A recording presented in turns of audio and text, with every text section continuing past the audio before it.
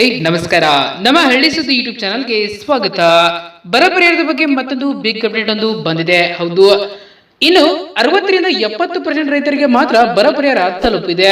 ಇನ್ನುಳಿದ 30% ರೈತರಿಗೆ ಯಾವಾಗ ಜಮಾ ಆಗಲಿದೆ, ಹಾಗೆ ಯಾವ ಜಿಲ್ಲೆಯ ರೈತರಿಗೆ ಬಾಕಿ ಇದೆ ಎಂಬುದರ ಕುರಿತು ಸಂಪೂರ್ಣವಾದ ಮಾಹಿತಿಯನ್ನ ಈ ವಿಡಿಯೋದಲ್ಲಿ ತಿಳಿದುಕೊಳ್ಳೋಣ.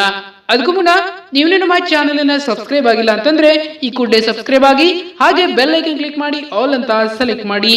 ಹಾಗೆ ನಿಮ್ಮ ಖಾತೆಗೆ ಎಷ್ಟು ಬರ ಪರಿಹಾರ ಜಮಾ ಆಗಿದೆ ಎಂಬುದನ್ನ ನಮ್ಮ ಕಾಮೆಂಟ್ ಬಾಕ್ಸ್ ಅಲ್ಲಿ ತಿಳಿಸಿ. ರಾಜ್ಯ ಸರ್ಕಾರ ಒಟ್ಟು 34.50 ಲಕ್ಷ ರೈತರಿಗೆ ಬೆಳೆ ನಷ್ಟ ಪರಿಹಾರ ಕೊಟ್ಟಂತಾಗಲಿದೆ.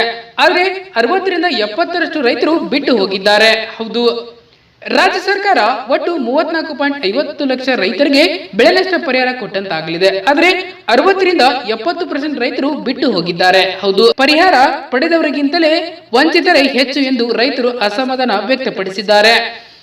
ಎಸ್ಡಿಆರ್ಎಫ್ ಮಾರ್ಗಸೂಚಿ ಪ್ರಕಾರ ಪ್ರತಿ ಹೆಕ್ಟರ್ ಕುಸ್ಕಿ ಜಮೀನಿಗೆ 8,300, ನೀರಾವರಿ ಬೆಳೆಗೆ 17,000, ತೋಟಗಾರಿಕೆ ಬೆಳೆಗೆ 22,500 ನಿಗದಿಪಡಿಸಿ ಗರಿಷ್ಠ 2 ಹೆಕ್ಟರ್ಗೆ ನೀಡಿದ್ದು, ರೈತರು ಹೂಡಿದ ಬಂಡವಾಳಕ್ಕೆ ಹೋಲಿಸಿದರೆ ಭಿಕ್ಷೆ ಹಾಕಿದಂತಿದೆ.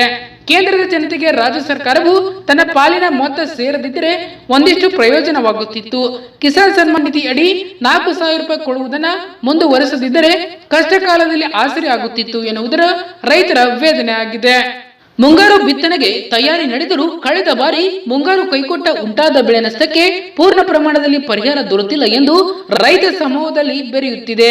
ಬರಪೀಡಿತ ತಾಲೂಕುಗಳು 17.6 ಲಕ್ಷ ರೈತ ಕುಟುಂಬಗಳ ಬ್ಯಾಂಕ್ ಖಾತೆಗೆ ಜೀವನೋಪಾಯ ಭತ್ಯೆ ತಲಾ 3,000 ರೂಪಾಯಿನಂತೆ ನೇರ ವರ್ಗಾವಣೆ ಆಗಿದೆ.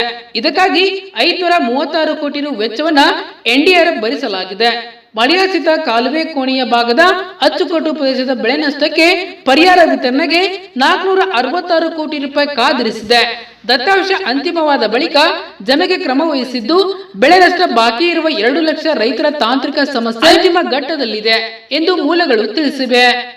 ಈಗಾಗಲೇ 27.50 ಲಕ್ಷ ರೈತರಿಗೆ ಬೆಳೆ ಪರಿಹಾರ ಪಾವತಿಯಾಗಿದೆ. ಇದಕ್ಕಾಗಿ 2,454 ಕೋಟಿ ರು ವ್ಯಯಿಸಲಾಗಿದ್ದು, ರೈತರ ಒತ್ತಾಯದ ಮೇರೆಗೆ ಮಳೆಯಾಶ್ರಿತ ಕಾಲುವೆ ಭಾಗದ 7 ಲಕ್ಷ ರೈತರನ್ನ ಇನ್ಪುಟ್ ಸಬ್ಸಿಡಿಗೆ ಪರಿಗಣಿಸಲಾಗಿದೆ.